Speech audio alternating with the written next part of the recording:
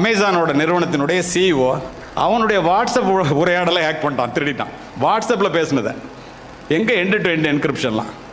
உங்களுக்கு ஒரு உதாரணத்தையே சொல்கிறேன்னே.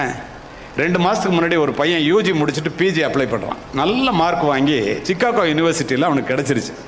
அவனுக்கு விசா வேணும். இவனை விட மார்க் குறைச்சலாக உள்ளவனுக்கு விசா கிடச்சிருச்சு, இவனுக்கு கிடைக்கல.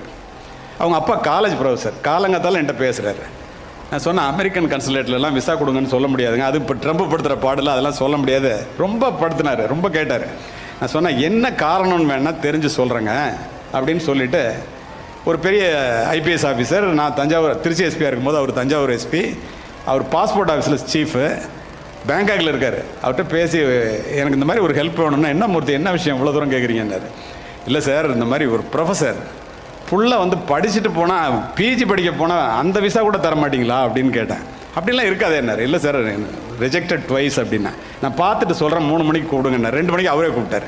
அவனுக்கு விசா கிடைக்காதுன்னார். ஏன் சார்னா, ஆர்டிஃபிஷியல் இன்டெலிஜென்ஸ் ட்ராக்கிங் சிஸ்டம்னு ஒன்று வந்துருச்சு. ஃபோன் நம்பரை போடுறான். நீங்கள் போய் விசாவுக்கு நிற்கும் போது கவுண்டரில் உங்கள் ஃபோன் நம்பரை போட்டால், இவன் ஒரு நாளைக்கு எவ்வளோ நேரம் செல்ஃபோன் பார்க்குறான், என்னென்னலாம் பார்த்துருக்கான், நம்ம வண்டவாளம்லாம் தண்டவாளத்தில் ஏறிடுது. இவன் அத்துணையும் அப்சீனாவே பார்த்துருக்கான். இவன் போய் அமெரிக்காவை எடுத்துருவான் அப்படின்னு சொல்லிட்டு எழுதி ரிஜெக்ட் பண்ணிட்டான். இது எத்தனை பேருக்கு தெரியும்? எதுக்கு இதெல்லாம் சொல்கிறேன்? My dear students, you can be active in social media, not personally but professionally.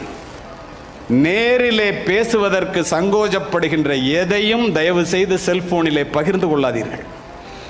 2 கண்கள் மட்டும்தான் பார்க்கின்றன என்று நினைத்து கொண்டு செல்போன் திரையிலோ கம்ப்யூட்டர் திரையிலோ நீங்கள் செய்கின்ற அத்துணையையும் என்னை போன்ற அதிகாரிகள், மற்ற காவல்துறை அதிகாரிகள், அரசாங்கம், ஒரு சீஃப் செக்ரட்டரி ஒரு பர்மிஷன் வாங்கிட்டு உங்கள் ஃபோனை எடுத்தால் அத்துணையும் பார்க்க முடியும்.